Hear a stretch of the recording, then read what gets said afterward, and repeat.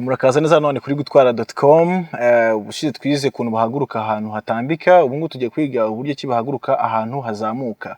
Nkuko bisanzwe rero ku barebye video y'ubushize, ibintu twakoze dutangira yaba kumenya umutekano ndetse n'ibindi bintu byose bisabwa nabyo ushobora kubikurikiza mu gihe ugiye guhaguruka ahantu hazamuka. Ikintu cya mbere rero abanza ukambara sentire no kubwira abantu muri kumwe, ukababwira bakambara sentire.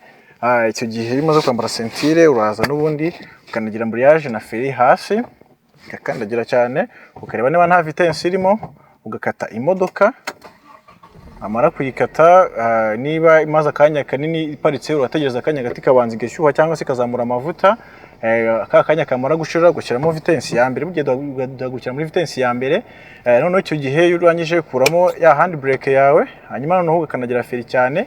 Noneho kugira ngo uhaguruka ahantu hazamuka rero bisaba ngo embrayage yawe ize kuza kuba ari gufasha gufata imodoka mu gihe ugiye kuva kuri feri ujya ku muriro. Icyo gihe rero uzamura embrayage gahoro gahoro ikagera kuho bita kuri bite point. Kuri bite point kugira ngo uhamenye igihe imodoka yawe iri gutitira. Iri gutitira urinda gukomeza kuzamura embrayage kugira ngo imodoka yawe itazima. Icyo gihe ushobora kuva kuri feri ukarekura ukumva n'imodoka yawe iri ahantu hamwe itagenda inyuma cyangwa se nk'ijya inyuma.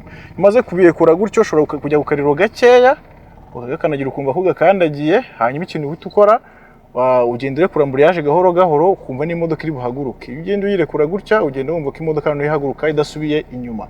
Icyo gihe umenye yuko noneho wamaze guhaguruka neza ukaba wakomeza ukagenda.